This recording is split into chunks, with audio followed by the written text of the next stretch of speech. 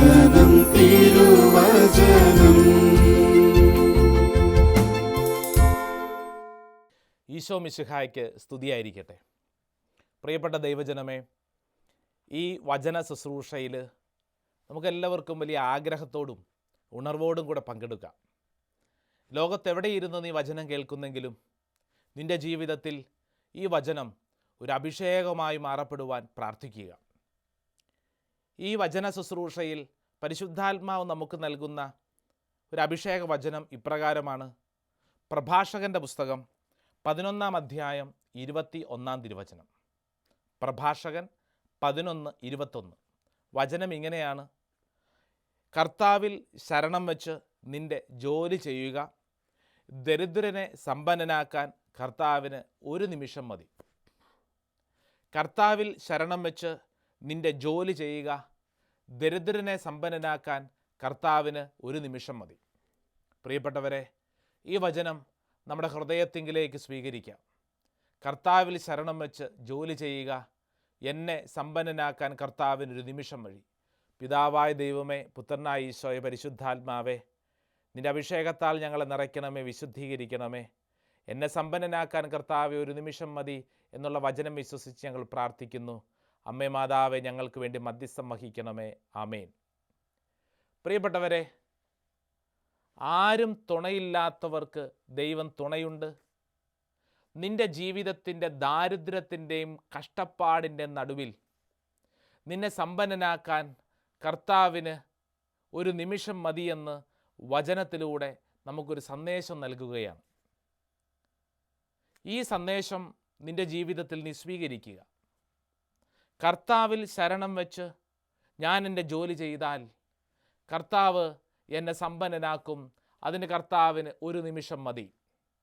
പ്രിയപ്പെട്ടവരെ, ഈ സമ്പന്നത എന്നുള്ളത് ലോകം വെച്ച് നീട്ടുന്ന ധനം എന്ന് പറയുന്ന സമ്പത്ത് മാത്രമല്ല, അത് ജീവിതത്തിൻ്റെ ഏതു കാര്യവും നിന്നെ കർത്താവിന് വിജയിപ്പിക്കാൻ, സമ്പന്നനാക്കാൻ, അനുഗ്രഹത്തിലെത്തിക്കാൻ കർത്താവിന് ഒരു നിമിഷം മതി. ഈ വചനം കേൾക്കുമ്പോൾ നിൻ്റെ ജീവിത വഴികളിൽ ആരും എനിക്ക് തുണയില്ല, എല്ലാ വഴികളും അടഞ്ഞു എന്നാണു ചിന്തയെങ്കിൽ ആ ചിന്തകളെ കർത്താവ് മാറ്റിമറിക്കുകയാണ്. നിൻ്റെ മുമ്പിൽ ഏതു വഴികളും അടയുമ്പോൾ കർത്താവ് നിനക്ക് വേണ്ടി മാത്രം തുറക്കുന്നൊരു വഴിയുണ്ടെന്ന് തിരുവചനം ഓർമ്മപ്പെടുത്തുകയാണ്. നീ ജീവിതത്തിൽ രക്ഷ കിട്ടുമെന്ന് കരുതി മുട്ടിയ വാതിലുകളൊന്നും തുറക്കപ്പെട്ടിട്ടില്ല എന്ന് സങ്കടപ്പെടുമ്പോൾ കർത്താവ് നിനക്ക് വേണ്ടി അനുഗ്രഹത്തിൻ്റെ ഒരു വാതിൽ തുറക്കുകയാണ്. അതാണ് ഈ വചന ശുശ്രൂഷയിൽ സംഭവിക്കുന്നൊരു പ്രധാനപ്പെട്ട കാര്യം. തകർച്ചയിലും ദുഃഖത്തിലും നിരാശയിലും ഇരിക്കുന്ന, ജീവിതത്തിൽ പരാജയപ്പെട്ടെന്ന് കരുതുന്ന ഏതൊരു വ്യക്തിക്കുമുള്ള ഒരു സന്ദേശ വചനമാണ്: നിന്നെ സമ്പന്നനാക്കാൻ കർത്താവിന് ഒരു നിമിഷം മതി. ബൈബിളിലൂടെ കടന്നു പോകുമ്പോൾ ഉൽപ്പത്തി മുതൽ വെളിപാട് വരെ നമ്മളെ പഠിപ്പിക്കുന്ന ആത്മീയ സത്യവും അതുതന്നെയാണ്. ജീവിതത്തിൽ പരാജയപ്പെട്ടവരോടും ഒറ്റപ്പെട്ടവരോടുമൊക്കെ കർത്താവ് ഒരു പുതിയ വഴി തുറന്നു കൊടുത്തുകൊണ്ട് അവരുടെ കണ്ണുകളെ കർത്താവ് തുറക്കുന്നു. പഴയ നിയമത്തിൽ ഈ വിഷയം സംസാരിക്കുമ്പോൾ നമുക്കേറെ ഇഷ്ടപ്പെട്ട ഒരു വ്യക്തിയെ നമ്മൾ എങ്ങനെ ഓർക്കാതിരിക്കും? അത് ഹാഗാറാണ്. ഹാഗാർ. അബ്രാഹത്തിൻ്റെ ഭാര്യയായ സാറ, അവരുടെ ദാസിയായിരുന്ന ഹാഗാർ. ദൈവം അബ്രാഹത്തിന് ഒരു വാഗ്ദാനം കൊടുത്തിരുന്നു, നിനക്ക് കുഞ്ഞുങ്ങളുണ്ടാവും. എന്നാൽ ആ വാഗ്ദാനത്തിൽ ഭാര്യ സാറായ്ക്ക് വലിയ വിശ്വാസമൊന്നും ഉണ്ടായിരുന്നില്ലെന്ന് പിന്നീട് നമ്മൾ വായിച്ചു പോകുമ്പോൾ മനസ്സിലാക്കുന്നു. അതുകൊണ്ടല്ലേ ആ വിശ്വാസത്തെ മാറ്റിവെച്ചുകൊണ്ട് അവളുടെ മാനുഷിക ബുദ്ധിയിൽ ഒരു ചിന്ത തെളിഞ്ഞു: ദാസിയായിട്ടുള്ള ഹാഗാറിൽ ഒരു കുഞ്ഞിനെ ജനിപ്പിക്കുക. അങ്ങനെ ഹാഗാറിൽ ഒരു കുഞ്ഞ് ജനിക്കുന്നു. പിന്നീട് നമുക്കറിയാം എന്ത് സംഭവിച്ചുവെന്നുള്ളത്. സാറായും ഹാഗാറും തമ്മിൽ തെറ്റിപ്പിരിയുന്നു. ഹാഗാറിനെ മരുഭൂമിയിലേക്ക് അയക്കുകയാണ്. മരുഭൂമി, കണ്ണെത്താത്തിടത്തോളം മരുഭൂമി. മുന്നോട്ട് എങ്ങോട്ട് പോകണമെന്നറിഞ്ഞുകൂടാ. കയ്യിലൊരു ഇസ്മായിൽ എന്ന് പറയുന്ന കുഞ്ഞുണ്ട്. ഇനി മുമ്പോട്ട് പോയി കഴിഞ്ഞാൽ ഈ ചൂടേറ്റു വാടി തളർന്നു വീണു പോകും. ഒരു തരി വെള്ളം പോലും കുടിക്കാനില്ല. മുമ്പോട്ടുള്ള എല്ലാ വഴികളും അടഞ്ഞിരിക്കുന്നു. ഉൽപ്പത്തി പുസ്തകത്തിൽ നമുക്ക് വായിച്ച് ധ്യാനിക്കാവുന്ന ഒരു തിരുവചന ഭാഗം ഉൽപ്പത്തി പുസ്തകം 21 അധ്യായം 19 തിരുവചനത്തിലുണ്ട്. വചനം അങ്ങനെയാണ്: ദൈവം അവളുടെ കണ്ണ് തുറന്നു, അതാ അവൾ ഒരു കിണർ കണ്ടു. ദൈവം അവളുടെ കണ്ണ് തുറന്നു. ഒരു തരി വെള്ളം പോലും കുടിക്കാനില്ലാതെ സങ്കടപ്പെട്ട്, ഇതാ ഇനി എന്തു ചെയ്യണം, ദാഹിച്ചു വലിഞ്ഞ് ഞാൻ ഈ മരുഭൂമിയിൽപ്പെട്ട് മരിക്കുമല്ലോ എന്ന് സങ്കടപ്പെടുമ്പോൾ വചനം പഠിപ്പിക്കുന്നു, ദൈവം അവളുടെ കണ്ണുകൾ തുറന്നു. കണ്ണ് തുറന്നപ്പോൾ അവൾ കണ്ട കാഴ്ച എന്താ? അതാ ഒരു കിണർ, ഉറവ വറ്റാത്ത ഒരു കിണർ അവൾ കാണുകയാണ്. പ്രിയപ്പെട്ടവരെ, ഹാഗാറിലൂടെ ദൈവം നമ്മളെ പഠിപ്പിക്കുന്ന ഒരു പ്രധാനപ്പെട്ട കാര്യം എന്താണ്? നിന്റെ ജീവിതത്തിൽ എല്ലാ വഴികളും അടഞ്ഞെന്ന് കരുതുമ്പോൾ ആർക്കും അടയ്ക്കാൻ പറ്റാത്ത, മറ്റാർക്കും തുറക്കാൻ പറ്റാത്ത ഒരു വഴി കർത്താവ് നിനക്ക് വേണ്ടി ഇതാ തുറക്കാൻ ആഗ്രഹിക്കുന്നു. പുതിയ നിയമത്തിൽ അപ്പസ്തോലന്മാർ യേശുവിൻ്റെ മരണശേഷം ഭയങ്കര ദുഃഖാർത്തരായി. എമ്മാവൂസ് യാത്രയെക്കുറിച്ചാണ് ഞാൻ പറഞ്ഞു വരുന്നത്. ഭയങ്കര ദുഃഖാർത്തരായി. കാരണം അവരുടെ ഗുരുവിനെ അവർ കൊന്നു, യഹൂദന്മാർ കൊന്നു. ഇനി എന്തു ചെയ്യും? അവർ ഭയന്ന് കതകടച്ച് ഒളിച്ചിരിക്കുകയാണ്. പിന്നീട് അവർ എമ്മാവൂസിലേക്കൊരു യാത്രയുണ്ട്. ആ യാത്രാമധ്യേ അവർ എണ്ണിപ്പെറുക്കി കഴിഞ്ഞ ദിവസങ്ങളിൽ ജെറുസലേമിൽ നടന്ന കാര്യങ്ങളെല്ലാം ഇതാ കൂടെ നടക്കുന്ന സഹയാത്രികനോട് പറഞ്ഞുകൊണ്ട് മുന്നോട്ട് പോവുകയാണ്. എണ്ണിപ്പെറുക്കുകയാണ്. സങ്കടങ്ങളാണ്. ജീവിതത്തിൽ ഇനി മുന്നോട്ട് പോകാൻ ഒരു സാധ്യതയുമില്ല, വഴി അടഞ്ഞിരിക്കുന്നു. ഇനി എന്തു ചെയ്യും? സങ്കടക്കടൽ. മുമ്പോട്ട് പോകാൻ ഒരു വഴിയുമില്ല. കാരണം ഇനി ആരെ പ്രതീക്ഷിക്കണം? ഇനി എന്തിനെ പ്രതീക്ഷിക്കണം? പറഞ്ഞതും പഠിച്ചതുമെല്ലാം വെറുതെയായല്ലോ. ഞങ്ങളുടെ ഗുരു അതാ കുരിശിൽ മരിച്ചല്ലോ. വചനം മുന്നോട്ട് നീങ്ങുമ്പോൾ നമ്മൾ വായിക്കേണ്ട ഒരു വചനം പഠിപ്പിക്കുന്നുണ്ട്. ലൂക്കാസ് സുവിശേഷം 24 അധ്യായം 31 തിരുവചനം. അപ്പോൾ അവരുടെ കണ്ണുകൾ തുറക്കപ്പെട്ടു, അവർ അവനെ തിരിച്ചറിഞ്ഞു. അപ്പോൾ അവരുടെ കണ്ണുകൾ തുറക്കപ്പെട്ടു, അപ്പോൾ അവർ അവനെ തിരിച്ചറിഞ്ഞു. അവരുടെ കണ്ണുകൾ തുറന്നു. പ്രിയപ്പെട്ടവരെ, എല്ലാം അവസാനിച്ചുവെന്ന് കരുതുന്നിടത്ത് കർത്താവ് അവരുടെ കണ്ണുകൾ തുറന്നുകൊണ്ട് അവരെ പഠിപ്പിക്കുകയാണ്. ഒന്നും നഷ്ടപ്പെട്ടിട്ടില്ല, ഒന്നും നഷ്ടപ്പെട്ടിട്ടില്ല. കർത്താവിന് ഒരുവനെ സമ്പന്നനാക്കാൻ ഒരു നിമിഷം മതി. നിന്റെ ജീവിതത്തിൻ്റെ ഇരുളടഞ്ഞ വഴികളിൽ കർത്താവ് നിന്നെ പഠിപ്പിക്കുന്ന ഒരു പ്രധാനപ്പെട്ട കാര്യവും ഇതുതന്നെയാണ്. പ്രിയപ്പെട്ട മകനെ, മകളെ, നീ നിരാശപ്പെട്ട് സങ്കടപ്പെട്ട് ജീവിക്കേണ്ട. കർത്താവിന് നിന്നെ സമ്പന്നനാക്കാൻ ഒരു നിമിഷം മതി. പഴയ നിയമത്തിൽ നമുക്ക് വായിച്ച് ധ്യാനിക്കാവുന്ന മറ്റൊരു വ്യക്തിയെയും കൂടെ നമ്മൾ പരിചയപ്പെടുത്തുന്നു. പ്രിയപ്പെട്ടവരെ, തോബിത്തിൻ്റെ പുസ്തകം 5 അധ്യായം 4 തിരുവചനമാണ്. തോബിത്തിൻ്റെ മകൻ തോബിയാസിന് മിദ്യാനിലെ എഗ്ബത്താനയിലേക്ക് യാത്ര പോകാൻ തുണയായി അതാ റാഫേൽ എന്ന് പറയുന്ന ഒരു ദൈവദൂതനെ വെച്ചു കൊടുക്കുന്നുണ്ട്. മുന്നോട്ടുള്ള വഴി അടഞ്ഞ സമയത്ത്, ആരും തുണയില്ലാത്ത ഒരു സന്ദർഭത്തിൽ, ഇനി എന്ത് ചെയ്യണമെന്നറിയാതെ സങ്കടപ്പെടുമ്പോൾ കർത്താവ് ഒരു ദൂതനെ, റാഫേൽ എന്നൊരു ദൂതനെ വെച്ചുകൊണ്ട് കർത്താവ് പറയുന്നു, മകനെ, നീ സങ്കടപ്പെടേണ്ട. എല്ലാ വഴികളും അടഞ്ഞിരിക്കുമ്പോൾ നിനക്ക് വേണ്ടി ഒരു വഴി ഞാൻ തുറന്നു തരും. നാളുകൾക്ക് മുമ്പ് ഞങ്ങളുടെ ധ്യാന കേന്ദ്രത്തിൽ പ്രാർത്ഥിക്കാൻ വന്ന ഒരു പെൺകുട്ടി, ഇവള് പലതവണ പല ഇൻ്റർവ്യൂവിനും പോയി പരാജയപ്പെട്ട് ദുഃഖിച്ചാണ് ഇരിക്കുന്നത്. ഒത്തിരി പഠിച്ചൊരു പെൺകുട്ടിയാണ്. പക്ഷേ അവളുടെ പഠനത്തിന് അനുസരിച്ചുള്ള ഒരു ജോലി കിട്ടുന്നില്ല. ഇത് അവളുടെ ദുഃഖമാണ്. അപ്പോൾ ആ ജോലിക്ക് വേണ്ടിയിട്ടാണ് ഇവളുടെ ശ്രമം മുഴുവൻ. ധ്യാനത്തിന് വന്നപ്പോൾ ഇവൾ എന്നോട് പറഞ്ഞു, അച്ഛാ, ഇനി മുട്ടാത്ത വാതിലുകളൊന്നുമില്ല, ഇനി മുട്ടാത്ത വാതിലുകളൊന്നുമില്ല. എനിക്കൊരു ജോലി കിട്ടുമെന്നൊരു പ്രതീക്ഷയില്ല. ഇത്രയും നാൾ ഞാൻ പഠിച്ചതൊക്കെ എന്തിനാച്ചാ? ഇത്രയും നാൾ ഞാൻ കഷ്ടപ്പെട്ട് പഠിച്ചത് എന്തിനാ? അച്ഛനറിയോ, എൻ്റെ കൂടെ പഠിച്ചിരുന്നവരൊക്കെ പലർക്കും നല്ല ജോലിയായി, അവരുടെ വിവാഹം പോലും ഒക്കെ ആയച്ചാ. എൻ്റെ കല്യാണം പോലും ആലോചിക്കാൻ പറ്റുന്നില്ല, കാരണം ജോലി ആയിട്ടില്ല. എൻ്റെ കുടുംബത്തിൽ വല്ലാത്ത സ്ട്രഗിളാണ്. ഇനി ഞാൻ മുട്ടാത്ത വാതിലുകളില്ല. ഇൻ്റർവ്യൂവിന് കയറി ഇറങ്ങി ഞാൻ മടുത്തു. പ്രിയപ്പെട്ടവരെ, ആ മകൾക്ക് പ്രാർത്ഥിച്ചപ്പോൾ പരിശുദ്ധാത്മാവിൻ്റെ നിറവിൽ കൊടുത്തൊരു വചനം ഈ അവസരത്തിൽ നിങ്ങളോട് പങ്കുവയ്ക്കാം. അത് യെശയ്യായുടെ പുസ്തകം 45 അധ്യായം 2-3 തിരുവചനമാണ്. ഒരുപക്ഷെ എന്നെ കേൾക്കുന്ന നിങ്ങൾക്ക് ഈ വചനം അറിയാൻ പാടില്ലെങ്കിൽ എഴുതിയെടുത്ത് നിങ്ങളുടെ ജീവിതത്തിൽ ഈ വചനം ഒരു അനുഗ്രഹമായി മാറുവാൻ പ്രാർത്ഥിക്കുക.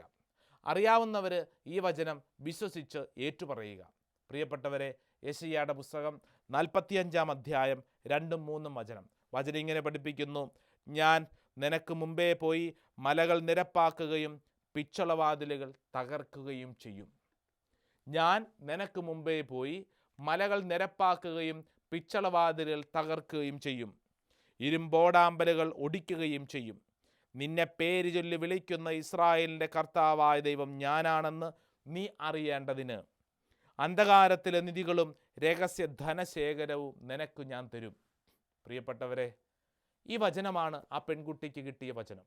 ഞാൻ അവളോട് പറഞ്ഞു, മകളെ, ഈ വചനം നീ കാണാതെ പറഞ്ഞ് ഇത് നീ ഹൃദയത്തിലേക്ക് സ്വീകരിക്കുക. വചനം പഠിപ്പിക്കുന്ന എന്താണ്? ഞാൻ നിനക്ക് മുമ്പേ പോയി മലകൾ നിരപ്പാക്കുകയും ഇരുമ്പോടാമ്പലുകൾ ഉടയ്ക്കുകയും പിച്ചളവാതിലുകൾ തകർക്കുകയും ചെയ്യും. ഞാനാണ് നിന്റെ ദൈവം എന്നറിയേണ്ടതിന് അന്ധകാരത്തിലെ നിധിശേഖരം നിനക്കിതാ നൽകും. പ്രിയപ്പെട്ടവരെ, ഈ മകൾ ഈ വചനം വിശ്വസിക്കാൻ തുടങ്ങി. ഈ വചനം ഹൃദയത്തോട് സ്വീകരിച്ചു. അവൾ അത് ഏറ്റുപറഞ്ഞ് പ്രാർത്ഥിച്ചു. കർത്താവിൻ്റെ കൂടെയുണ്ട്, എൻ്റെ എല്ലാ തടസ്സവും കർത്താവ് മാറ്റും. എത്ര ഇരുമ്പോടാമ്പലുകളെയും കർത്താവ് മാറ്റും, എത്ര മലകളെയും കർത്താവ് മാറ്റും. ഇങ്ങനെ പറഞ്ഞ് അവൾ വിശ്വസിക്കാൻ തുടങ്ങി, പ്രാർത്ഥിക്കാൻ തുടങ്ങി. ധ്യാനത്തിനിടയിൽ ഈ പെൺകുട്ടി ഒരു ദർശനം കണ്ടത്രേ. സാക്ഷ്യം പറഞ്ഞത് ഇങ്ങനെയാണ്. സാക്ഷ്യത്തിൽ ഇങ്ങനെയാണ് ആ പെൺകുട്ടി പറഞ്ഞത്: ഞാനിങ്ങനെ പ്രാർത്ഥിച്ചു, ദൈവത്തെ സ്തുതിച്ച് ആരാധിച്ചു കൊണ്ടിരിക്കുമ്പോൾ ആരാധന സമയം ഞാനൊരു ദർശനം കണ്ടു. ഞാൻ പല വാതിലുകളും പോയി മുട്ടുന്നു, എന്നാൽ ഒരു വാതിലും മുട്ടിയിട്ട് തുറക്കുന്നില്ല. എന്നാൽ ഞാനിതാ ഈ ധ്യാനാവസരത്തിൽ കണ്ട ദർശനം ഇങ്ങനെയാണ്: ഞാനിങ്ങനെ പല വാതിലുകളും മുട്ടി തുറക്കുന്നില്ല. അവസാനം ഞാനൊരു വാതിൽ മുട്ടിയപ്പോൾ ആ വാതിൽ വിശാലമായ ഒരു പ്രദേശത്തേക്ക്, ഈ പെണ്ണ് കണ്ട സാക്ഷ്യം ഇങ്ങനെയാണ്, ദർശനം ഇങ്ങനെയാണ്, വലിയ പച്ചപ്പുള്ള ഒരു പ്രദേശത്തേക്ക് ഒരു വാതിൽ തുറക്കുന്നു. ആ വാതിൽ ഇങ്ങനെ തുറന്നു കിടക്കുന്നു. ഈ പെൺകുട്ടി അതങ്ങ് വിശ്വസിച്ചു. അവൾ സാക്ഷ്യം പറഞ്ഞു. അതിനുശേഷം പിന്നെ അടുത്ത ദിവസങ്ങളിൽ അവളുടെ ജീവിതത്തിൽ അത്ഭുതകരമായി ദൈവിക ഇടപെടലുണ്ടായി എന്ന് പിന്നീട് അവൾ വീണ്ടും വന്ന് സാക്ഷ്യപ്പെടുത്തി. അവൾ ആഗ്രഹിച്ചതിനേക്കാളും ഒരു പടി മുകളിൽ അവൾക്ക് വേണ്ടി കർത്താവ് ഒരു സ്ഥലത്തൊരു ജോലി ഒരുക്കി കൊടുത്തു. പച്ചയായ പുൽത്തകിടുകളിൽ കർത്താവിനെ മേയ്ക്കുന്നു എന്നുള്ള വചനം അവളുടെ ജീവിതത്തിൽ ഒരു സാക്ഷ്യമായിട്ട് മാറി. അവളുടെ ജീവിതത്തിൽ മുട്ടിയിട്ടും തുറക്കാത്ത അനേക വാതിലുകൾ, എന്നാൽ അവൾക്ക് വേണ്ടി തുറന്ന വാതിലുണ്ടല്ലോ, അനുഗ്രഹത്തിൻ്റെ വാതിലായിരുന്നു. അവളുടെ ജീവിതത്തിൽ മുന്നോട്ട് നയിക്കപ്പെടുന്നതിനുള്ളൊരു വാതിലായിരുന്നു. പ്രിയപ്പെട്ടവരെ, എല്ലാ വാതിലും അടഞ്ഞുവെന്ന് നീ കരുതുമ്പോൾ നിനക്ക് വേണ്ടി മാത്രം കർത്താവ് ഒരു വഴി തുറക്കും. നിനക്ക് വേണ്ടി ഒരു വഴി തുറക്കും. ആരുമില്ല എന്നുള്ള സങ്കടം വേണ്ട. ആരുമില്ലാത്തവർക്ക് ദൈവം മാത്രമാണ് തുണ. മനുഷ്യനിൽ നീ ആശ്രയിച്ച് മനുഷ്യൻ രക്ഷപ്പെടുത്തും എന്നുള്ള ചിന്തയിൽ നീ നടന്നില്ലേ? എന്നിട്ട് നിൻ്റെ ജീവിതത്തിൽ നീ രക്ഷപ്പെട്ടോ? എന്നാൽ നീ വിശ്വസിക്കുക, ദൈവം മാത്രമാണ് എൻ്റെ തുണ. ദൈവത്തിൽ ആശ്രയിക്കുമ്പോൾ ദൈവം നിന്നിൽ അത്ഭുതകരമായിട്ട് പ്രവർത്തിക്കുന്നു. നിൻ്റെ മാനുഷിക കഴിവുകൾക്കപ്പുറം കർത്താവ് നിന്നിൽ ഇടപെടുന്നു. യെശയ്യായുടെ പുസ്തകം മനോഹരമായ ഒരു ദൈവവചനം കൂടെ നമ്മളെ പഠിപ്പിക്കുന്നുണ്ട്. 22 അധ്യായം 22 വചനം ഇങ്ങനെ പറയുന്നു: ദാവീദ് ഭവനത്തിൻ്റെ താക്കോൽ അവൻ്റെ തോളിൽ ഞാൻ വെച്ചു കൊടുക്കും. അവൻ തുറന്നാൽ ആരും അടയ്ക്കുകയോ അവൻ അടച്ചാൽ ആരും തുറക്കുകയോ ഇല്ല. പ്രിയപ്പെട്ടവരെ, യേശുക്രിസ്തുവിനെ കുറിച്ചാണ് പറയുന്നത്. ദാവീദ് ഭവനത്തിൻ്റെ താക്കോൽ കൈവശമുള്ളവൻ ആരാണ്? അത് യേശുവാണ്. പ്രിയപ്പെട്ടവർ, നമുക്കറിയാം, ഒരു ഭവനം തുറക്കാൻ കഴിവുള്ളത്, ഒരു ഭവനം അടയ്ക്കാൻ കഴിവുള്ള താക്കോൽ. ആ താക്കോൽ ദാവീദ് ഭവനത്തിൻ്റെ, അനുഗ്രഹ ഭവനത്തിൻ്റെ താക്കോൽ കൈവശമുള്ളത് അത് യേശുവാണ്. ആ യേശുവിനെ കുറിച്ചാണ് വചനം പറയുന്നത്. അവൻ തുറന്നാൽ ആരും അടയ്ക്കുകയോ അവൻ അടച്ചാൽ ആരും തുറക്കുകയോ ഇല്ല. പ്രിയപ്പെട്ടവരെ, നീ ഇതങ്ങ് വിശ്വസിക്കുക. എൻ്റെ ജീവിതത്തിൽ മനുഷ്യർ എനിക്കെതിരായി എന്തെല്ലാം അടച്ചാലും വചനം എന്താ പറയുന്നതെന്നറിയോ? കർത്താവ് നിനക്ക് വേണ്ടി തുറക്കും. കർത്താവ് തുറന്നാൽ മറ്റാർക്കും അടയ്ക്കാൻ പറ്റില്ല. കർത്താവ് അടച്ചാൽ മറ്റാർക്കും തുറക്കാനും പറ്റില്ല. നിൻ്റെ വഴികളെ നിയന്ത്രിക്കുന്നത് കർത്താവാണ്. നമ്മുടെ തീരുമാനങ്ങൾ, നമ്മുടെ ജീവിത ലക്ഷ്യങ്ങൾ, എല്ലാ കാര്യങ്ങളെയും വെച്ചുകൊണ്ട് ഈ ദൈവവചനം നമ്മൾ പഠിക്കണം, വിശ്വസിക്കണം. പ്രിയപ്പെട്ടവരെ, കർത്താവ് നിനക്ക് വേണ്ടി ഒരു വഴി തുറന്നാൽ അതാർക്കും അടയ്ക്കാൻ പറ്റില്ല. നമുക്കറിയാമല്ലോ, നമ്മുടേതായ പദ്ധതിയിൽ നമ്മൾ ചില തീരുമാനങ്ങളെടുത്ത് നമ്മളൊരു വഴി തുറക്കും. നമ്മളൊരു വഴി തുറക്കുമ്പോൾ ആ വഴി കൈപ്പേറിയതും ബുദ്ധിമുട്ടുമുള്ളതായിരിക്കും.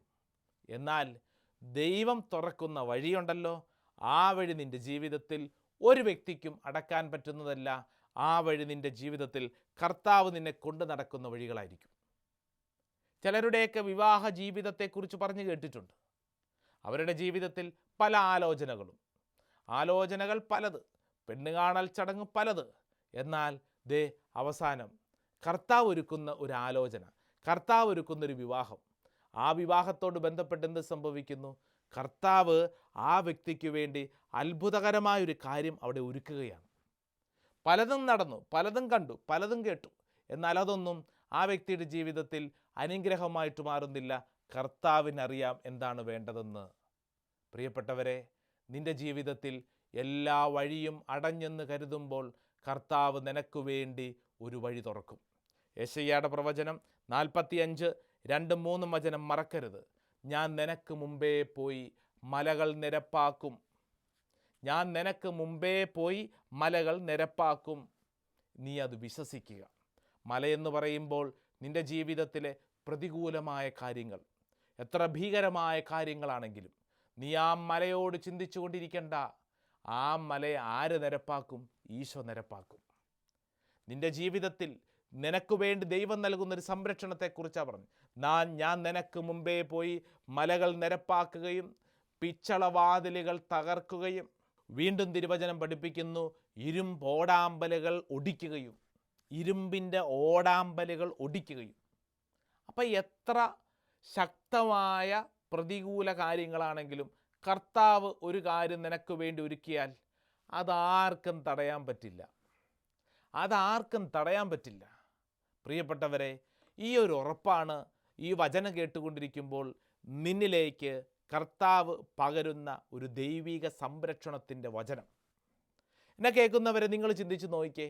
നിങ്ങളുടെ ജീവിതത്തിൽ നിങ്ങൾ ഏതെങ്കിലുമൊക്കെ കാര്യങ്ങളിൽ തടസ്സമാണ്, ദുഃഖമാണ്, പ്രതികൂലമാണ് എന്ന് കരുതി നിൽക്കുന്നുണ്ടോ? അതിൻ്റെ എല്ലാം നടുവിൽ കർത്താവ് എന്താ പറയുന്നത്? കർത്താവ് പറയുന്നത്, ഈ തടസ്സങ്ങളെല്ലാം തടസ്സങ്ങളല്ല. ഒരുപക്ഷെ നീ കണ്ണുകൊണ്ട് നോക്കുമ്പോൾ നിനക്കത് തടസ്സമായിട്ട് തോന്നാം, എന്നാൽ അത് തടസ്സമല്ല. കാരണം എന്താണ്?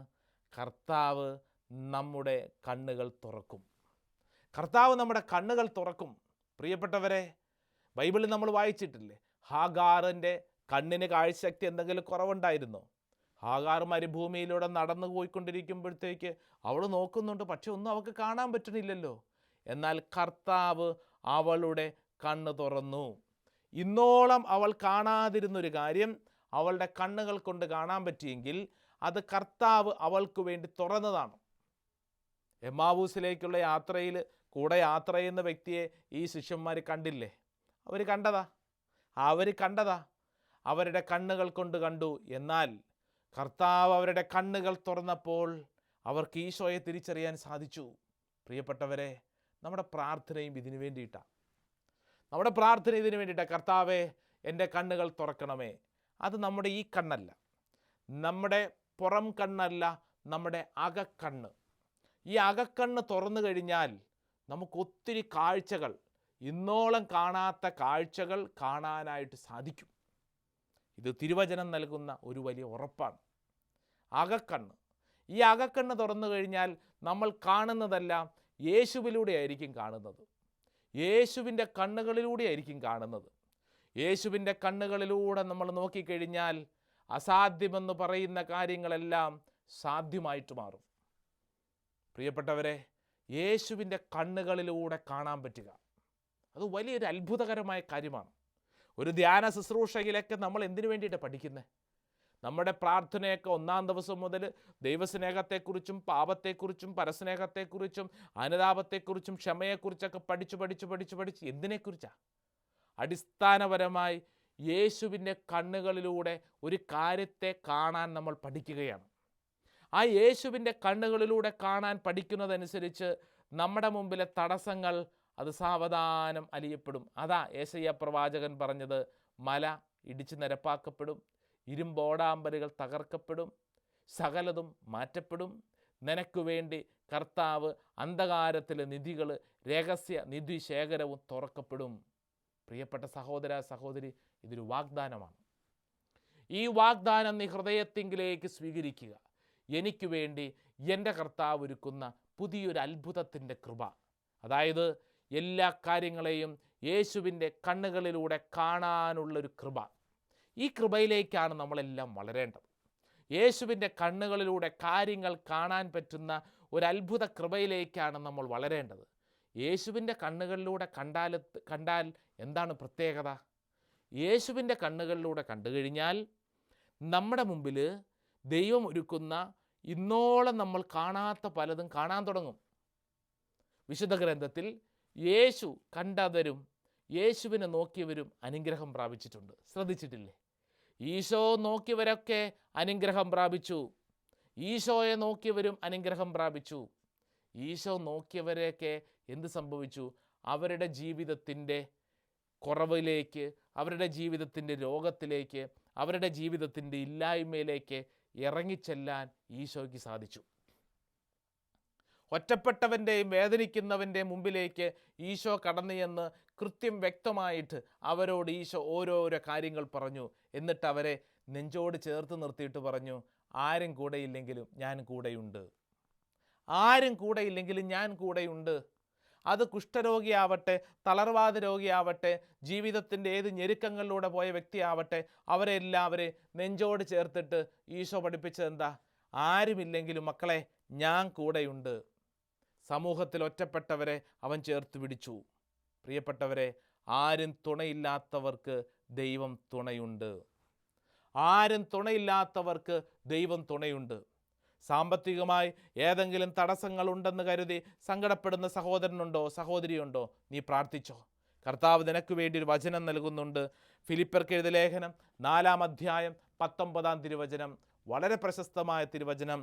എൻ്റെ ദൈവം തൻ്റെ മഹത്വത്തിൻ്റെ സമ്പന്നതയിൽ നിന്ന് യേശു ക്രിസ്തു വഴി നിങ്ങൾക്ക് ആവശ്യമുള്ളതെല്ലാം നൽകും. വലിയ വിശ്വസിക്കണം.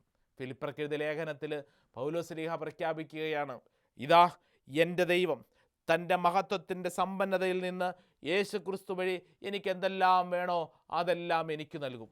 പ്രിയപ്പെട്ടവരെ, സമ്പത്തെന്ന് പറയുമ്പോൾ ഞാൻ ആദ്യം സൂചിപ്പിച്ചല്ലോ, ലോകത്തിൻ്റെ ധനം മാത്രമല്ല, ഏത് സമ്പത്തും യേശു ക്രിസ്തുവിൻ്റെ കയ്യിലുണ്ട്. ആ യേശു ക്രിസ്തു നിനക്ക് വേണ്ടി ഒരു വാതിൽ തുറന്നാൽ അതാർക്കും അടയ്ക്കാൻ പറ്റില്ല.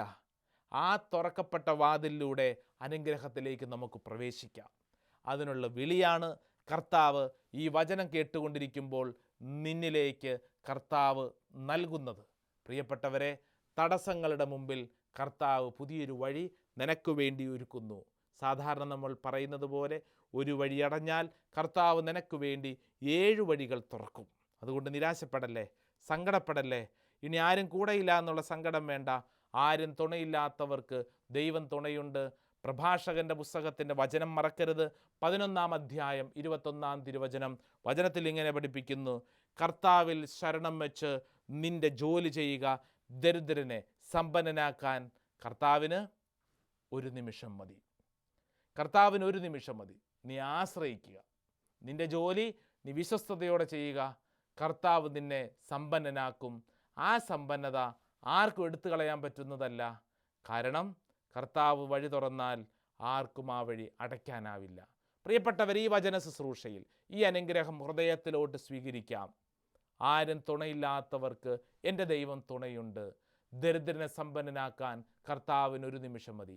ഈ വിശ്വാസത്തിൽ ആഗ്രഹിക്കുക, പ്രാർത്ഥിക്കുക. തീർച്ചയായും ദൈവം നിങ്ങളെ സമൃദ്ധമായിട്ട് അനുഗ്രഹിക്കട്ടെ. ആമേൻ.